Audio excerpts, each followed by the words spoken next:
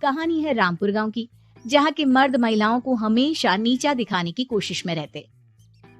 अरे अभी तक खाना नहीं आया, क्या मुझे एक और शादी करने की जरूरत है? नहीं जी नहीं, ऐसा मत करना, वरना मैं कहाँ जाऊंगी। खाना लेकर मैं अभी आई जी। गांव की पंचायत में भी फैसले हमेशा औरतों के खिलाफ ही रहते। मैं जो फैसला सुनाता हूँ वो भगवान की आज्ञा होती है। इस लड़के ने अपने मन से शादी करके अच्छा नहीं किया। लड़के को घर भेज दो और इसकी शादी इसकी जाति की किसी लड़के से करवा दो, लेकिन ये लड़के, इसे तो गांव के बाहर निकाल दो। नहीं नहीं जमींदार साहब, ये क्या बोल रहे हैं? ऐसा नहीं हो सकता। मेरी बेटी मासूम है, इसे अच्छे बुरे की समझ नहीं है। अरे कहाँ जाएगी ये बेचारी? कहाँ जाएगी? इतनी चिंता है तो पूरे परिवार का गांव निकाला कर देते हैं। बेचारे पूरे बसे बसाए परिवार को गांव छोड़ना पड़ता है। चाहे जो हो, अगर बेटियों को कंट्रोल नहीं कर सकते तो गांव में रहने का कोई मतलब नहीं है। यहाँ औरतों को दब कर रहना होगा। कोई भी अपने हिसाब से कुछ नहीं कर सकता, सब ईश्वर की मर्जी से ही होगा। तभी गांव का एक आदमी दौड़ा दौड़ा आता है। सरपंच साहब, जमींदार साहब, वो कालिया है ना, उसकी बेटी पढ़ने के लिए शहर जा रही है। अच्छा, ये कब हो गया?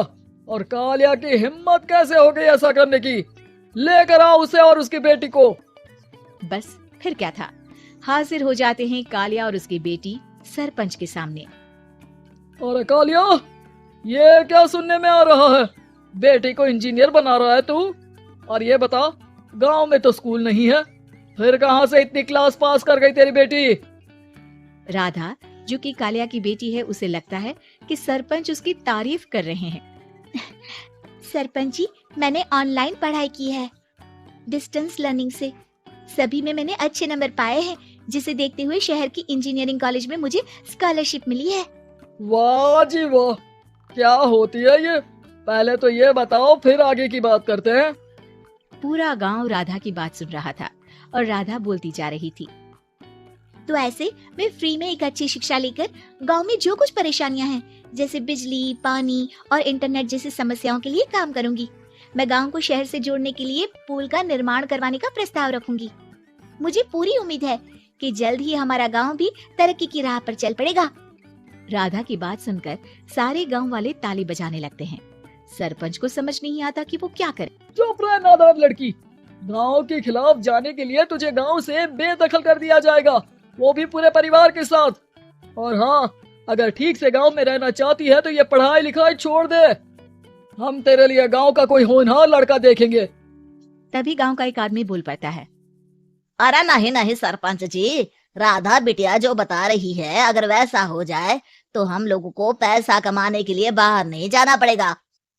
हाँ जी, और ना ही कोसों दूर पानी के लिए भटकना पड़ेगा। हमारे बच्चे भी अच्छी पढ़ाई कर सकेंगे और आगे बढ़ेंगे, ना कि हमारी तरह खेती करते बैठेंगे। क्यों गांव वालों, राधा बिटिया का साथ देना चाहिए ना। सरपंच देखता है कि गांव राधा के साथ है तो वो चुप हो जाता है। वो घर आकर अपने सलाहकार से बात करता है, जो बहुत ही चालाक किस्म का इंसान होता है। अरे सरपंच साहब, आपको बहुत ही होशियारी से काम लेना पड़ेगा।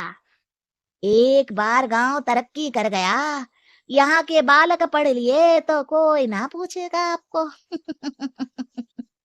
और फिर ये जो बेटा और बेटी है ना आपके, इनको भी आम लोगों की तरह ही जीवन जीना होगा। हाँ, लेकिन करे तो क्या करे? वो ना, आप मुझ पर छोड़ दीजिए, बस मैं जैसा बोलूं करते जाइए। अगले रोज सुबह जब गांव वाले सोकर उठते हैं तो राधा के घर के बाहर और साथ ही वो लोग जिन्होंने राधा का सपोर्ट किया था, उनके घर के आगे लाल रंग से कल आऊंगी लिखा होता है। कल आऊंगी, ये क्या होता है? अरे यह तो खून से लिखा है, लगता है कोई भूत प्रेत या चुड़ैल का साया है। चलो सरपंच जी के पास चलते हैं। सभी सरपंच के पास जाकर उसे सारी बात बताते हैं। और ये तो बड़ी मुश्किल की बात है। चलो, मैं एक बाबा को जानता हूँ, उन्हें बुला लेता हूँ। सरपंच बाबा को लेकर गांव के घर के बाहर जाता है। ओहो, तो ये वो चुड़ैल है जो उन लोगों को निशाना बनाते हैं जो गांव को बदलने का सपना देखते हैं। वो गांव को ऐसे ही संपन्न देखना चाहती है। वो नहीं चाहती कि कोई बाहरी यहाँ का कायाकल्प करे। क्या तुम लोगों में से किसी ने गांव को बदलने की सोच रखी है? तभी राधा की माँ रोते रोते आती है। मेरी राधा घर से गायब हो गई है। अरे कोई तो बचाओ, मेरी बच्ची कहाँ गई?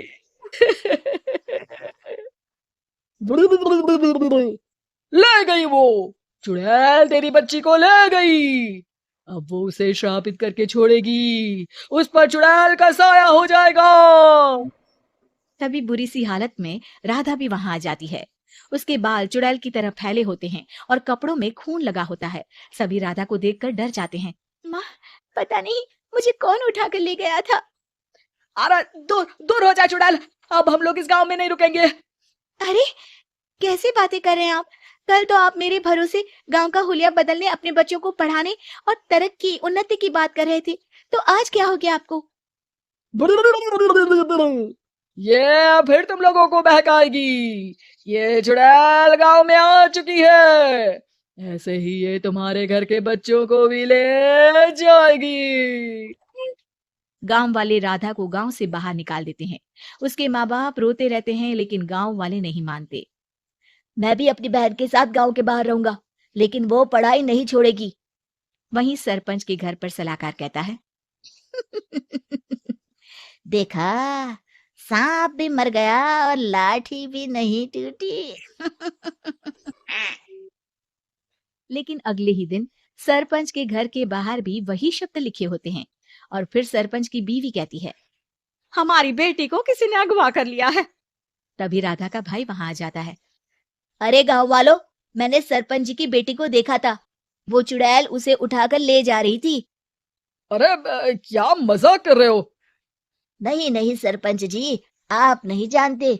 वो चुड़ैल अब आपकी बेटी में आ जाएगी, जैसे राधा के अंदर आ गई थी।